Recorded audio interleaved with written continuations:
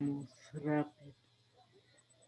Con el curso de antropología ya vamos avanzando un poquito en cuanto a algunos temas. Espero poder seguir avanzando para llegar a un pequeño estudio.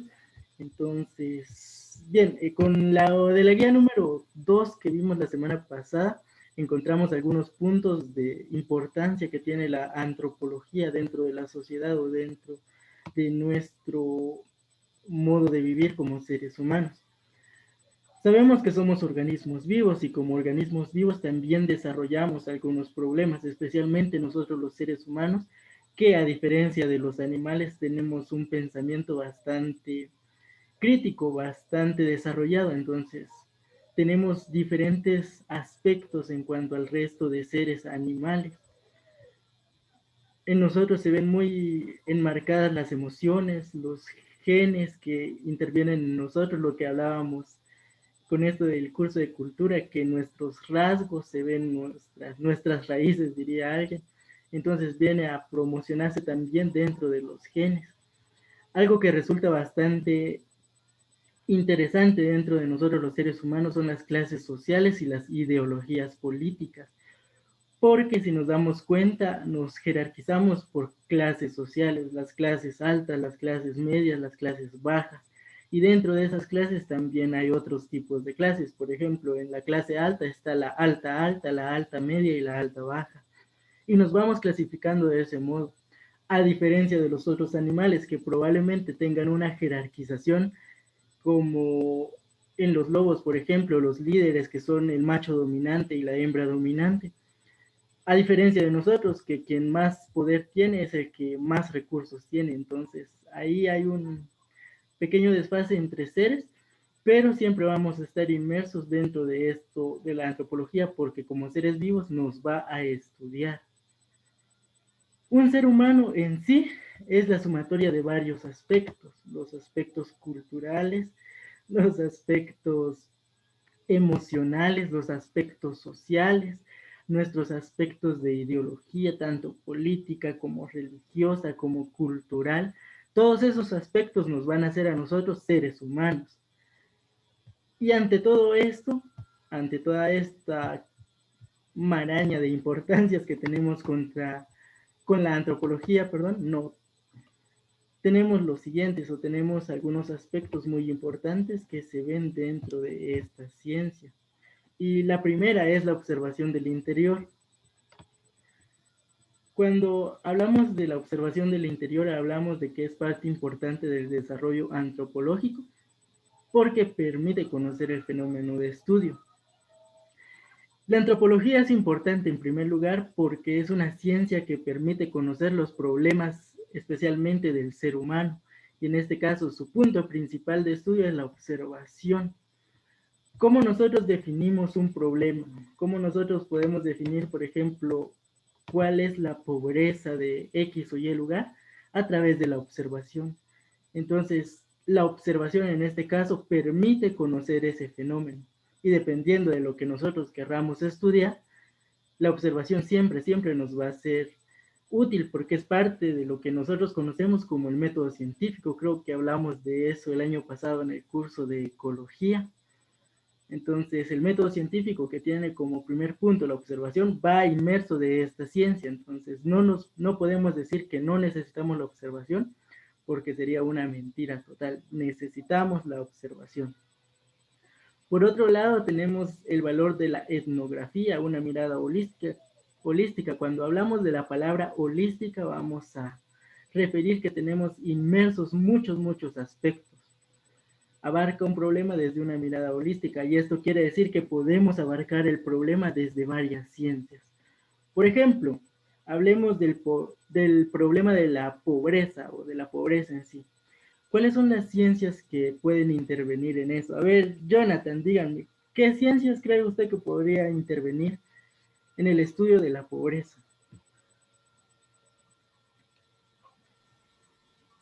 Pues de lo que está escrito ahí en la pantalla o es una opinión, me está preguntando. Su opinión, lo de la pantalla solo referencia, su opinión quisiera yo. Sería, pues para mí sería, para llegar a la pobreza más que todo, sería más en la economía. La economía, muy bien, la economía es una ciencia, claro que sí. Otra ciencia que nos puede ayudar a ver... Marlen, dígame, ¿qué otra ciencia nos puede ayudar? Si en dado caso no sirve su micrófono, puede escribir en el chat.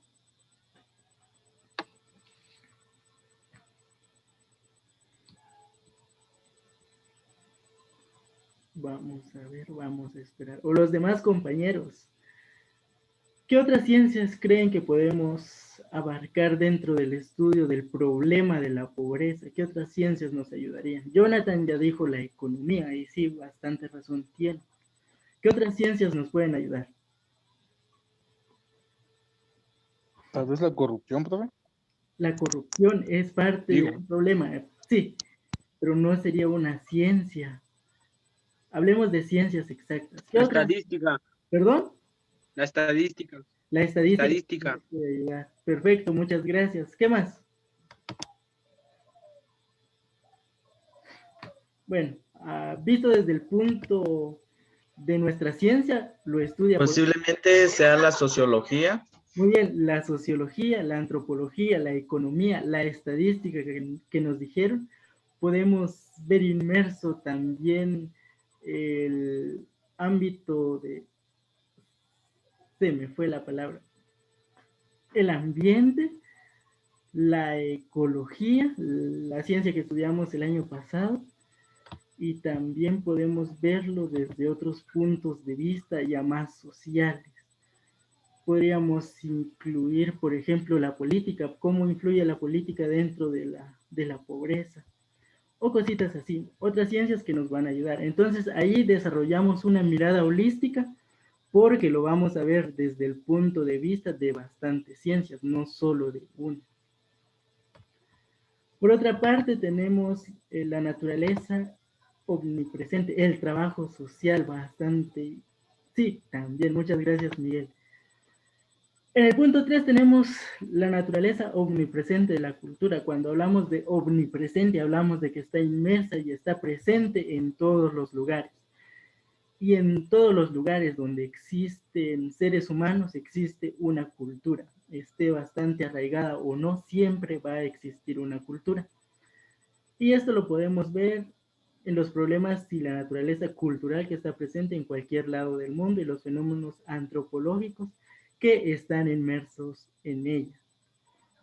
Como les decía, en donde haya seres humanos, hay cultura, y en donde hay cultura siempre van a haber problemas, y donde hay problemas podemos intervenir nosotros con la ciencia antropológica para estudiar esos problemas. Por otro punto, tenemos un cuestionamiento radical de la racionalidad occidental, la diversidad humana.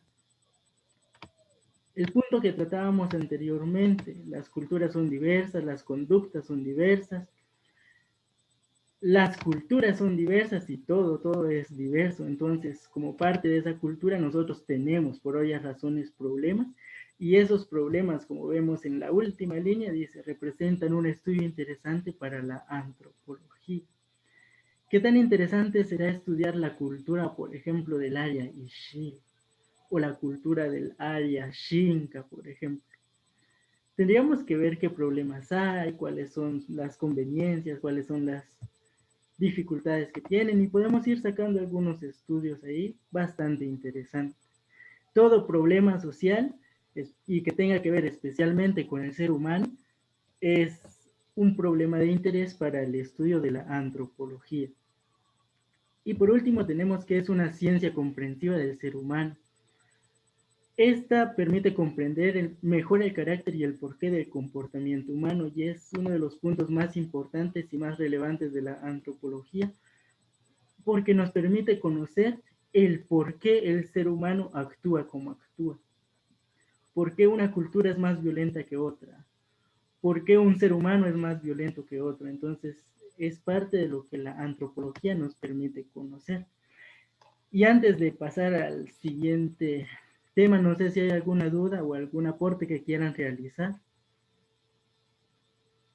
Estamos en disposición. No. Muchas gracias. Bien, entonces pasamos al otro punto que son los fenómenos sociales. Vamos a ver, Rudy, hágame favor, sea por su micrófono, sea por el chat, para usted, ¿qué es un fenómeno?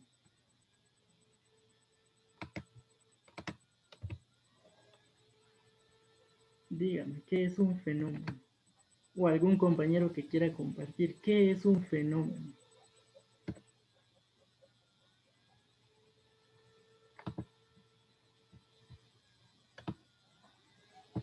¿Alguien?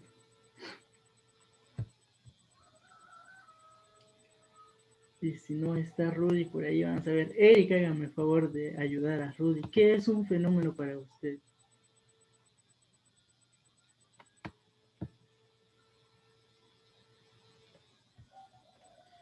Profe, Dígame, Rudy. eh, ¿es una presencia social o manifestación, creo yo? Muy bien, muchas gracias. Y coincide con el concepto que acaba de escribir Marlen. Muchas gracias, Marlen. Muchas gracias, Rudy. Un fenómeno social, la palabra fenómeno en sí es una pequeña alteración a algo natural. Y en este caso, un fenómeno social es la manifestación de algo que va más allá de lo común. Es una parte de la conducta consciente de la sociedad. ¿Qué quiero decir cuando hablo de consciente?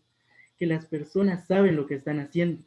Entonces, no es como que vaya a manifestar más tarde porque de plano me entró la loquera, perdonen la palabra, pero me entró la loquera y voy a ir a manifestar por ahí. ¿Con qué objetivo voy? No tengo la más mínima idea, pero voy a ir ahí a hacer ruido. Entonces eso no es consciente porque no sé qué estoy exigiendo, no sé qué estoy pidiendo.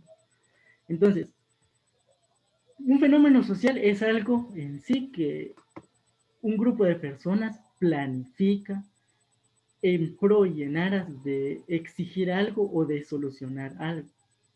Está determinada por las condiciones objetivas y subjetivas de la vida en que la gente vive. Por ejemplo, este año hubo manifestaciones o el año pasado también hubo grandes manifestaciones con esto del presupuesto. El presupuesto que pretendía aprobar el Congreso, que le atribuía más a un área, le quitaba a otras y hubo un despliegue de problemas en este caso. ¿Qué hizo la gente entonces? Se organizó y eso es parte de un fenómeno social llamado manifestación. Y la manifestación que se hizo o que buscaba, que el presupuesto, en lugar de beneficiar a los que iba a beneficiar, beneficiara a otras instancias que lo necesitaban más. Las personas fueron conscientes, sí, sabían lo que estaban pidiendo, sabían lo que estaban exigiendo, sabían el por qué estaban haciendo eso. Entonces, la manifestación en este caso fue un fenómeno social.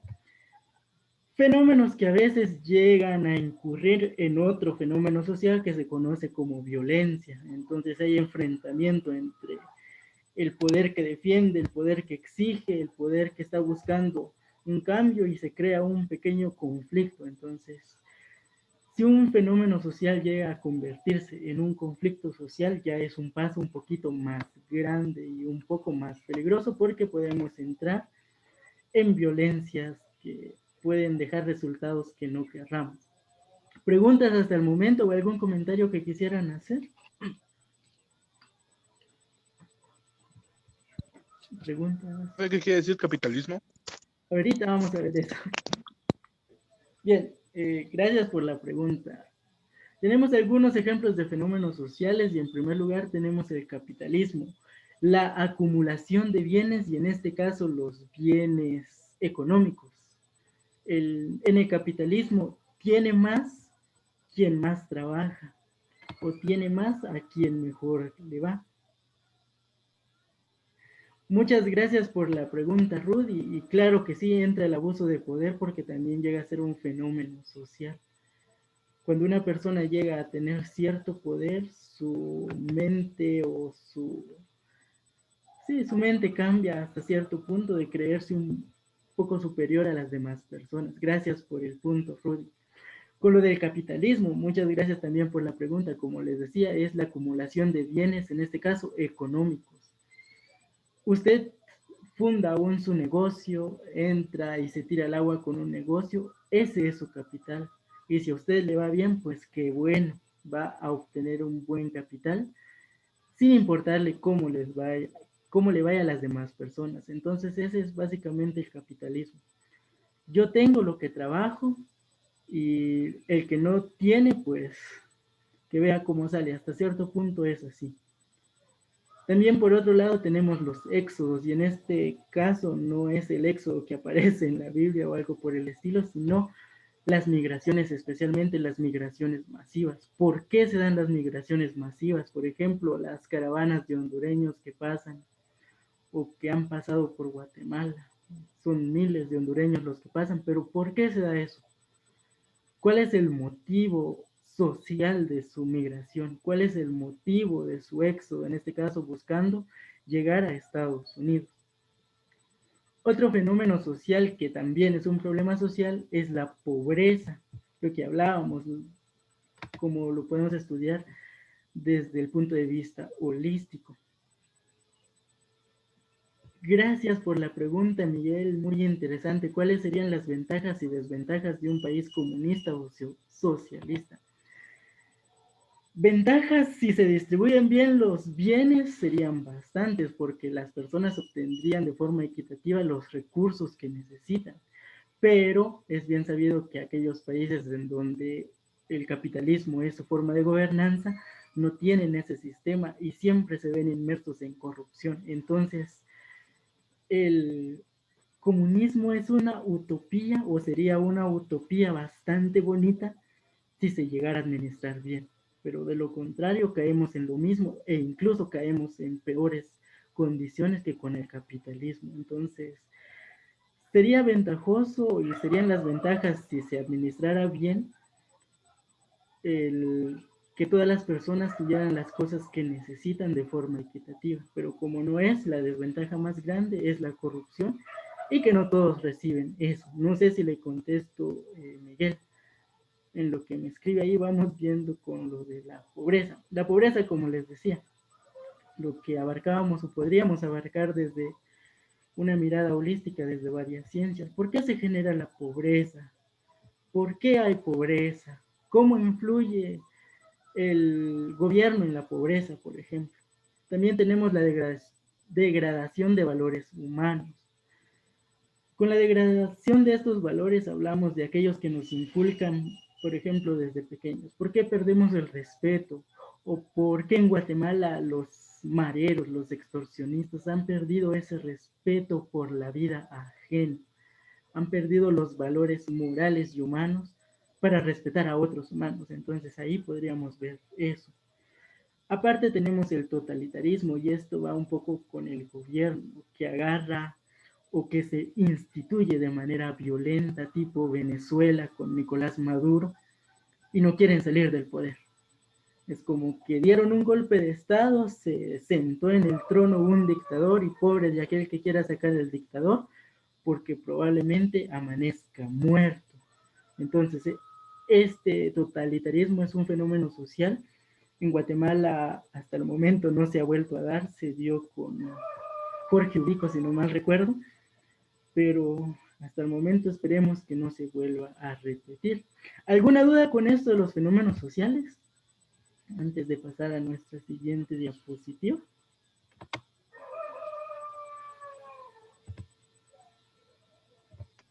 ¿Cuál es el significado de esa imagen? Muchas gracias por la imagen. La imagen la elegí en sí porque los fenómenos...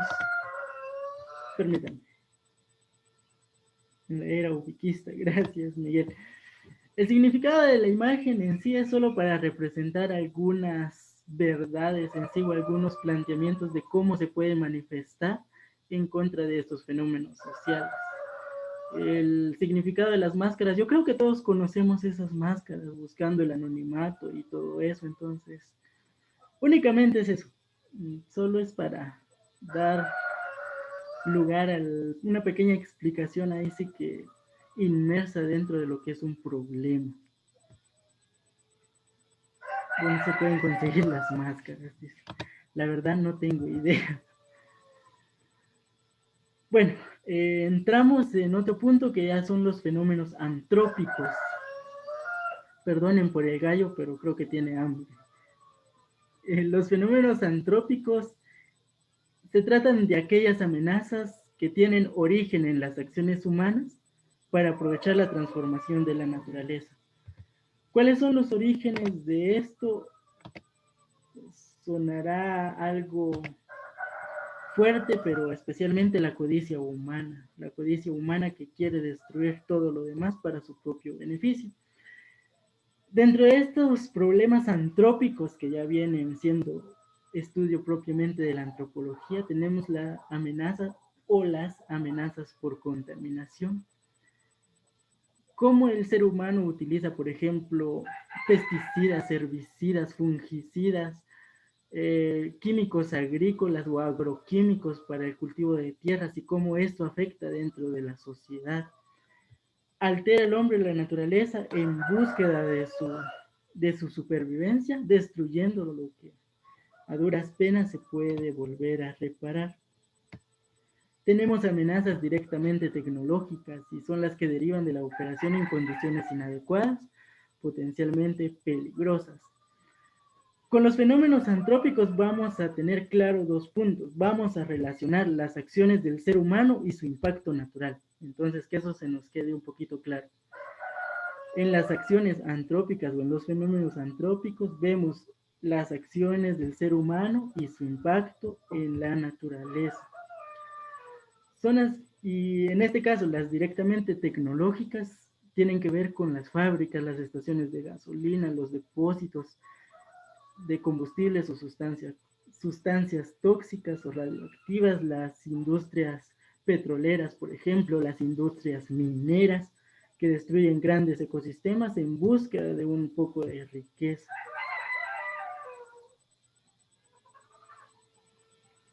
Muy interesante lo que dice Miguel en el chat, por falta de conciencia por parte de las empresas y por falta de información por parte de algunos agrícolas. Entonces, el ser humano siempre ha intervenido en la naturaleza, pero si nos damos cuenta, en estos tiempos lo está haciendo de mayor manera.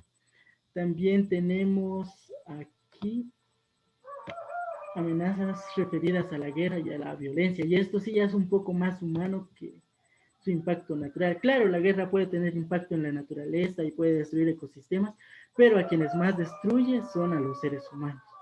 ¿Qué es la gana, digo yo, me pregunto yo a veces, del ser humano en querer pelearse por todo? Que si se me fueron 10 centímetros de terreno, ya voy peleando. Que si se robaron mis gallinas, que cómo molestan en mis clases, ya voy peleando, por ejemplo. Entonces, el ser humano es muy volátil en eso. Es muy explosivo emocionalmente y en todo va a ir buscando peleas. Y es parte de las amenazas porque imaginemos que hay una amenaza mundial, podríamos vernos inmersos todos y todos resultaríamos afectados. También tenemos las últimas amenazas referidas a las conductas negligentes. En este caso, la negligencia del ser humano. Muchas gracias, y sí, tiene razón Miguel. Peleamos mucho por querer más, por ser ambiciosos, perdonen la expresión, pero como decimos en Guatemala, por ser chuchos. Entonces, vamos peleando por un montón de cosas. Con esto de las conductas humanas negligentes, más allá de la corrupción que tenemos, que también es negligencia, nuestra propia negligencia personal. Por ejemplo, si usted conduce en estado de ebriedad, está siendo negligente. Puede causar un accidente, puede morir usted y pueden morir más personas. La negligencia que se ve en estos tiempos de pandemia y es bastante cansado hablar de la pandemia, pero también es bastante interesante. Pero ¿cuál es la negligencia en estos tiempos? No usar mascarilla, no protegerse. En el transporte público, por ejemplo, le dan gel a uno, pero el bus va más lleno que antes. Entonces ya, eso es negligencia, no se está cuidando, se está despreciando y menospreciando la vida humana. Entonces es una amenaza antrópica referida ya propiamente al ser humano. Entonces, con esto terminamos nuestra presentación. ¿Alguna pregunta, compañeros? ¿Preguntas, consultas, opiniones que quieran dar?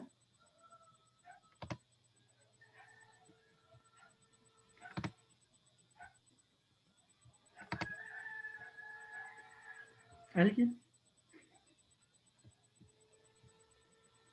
No, profe.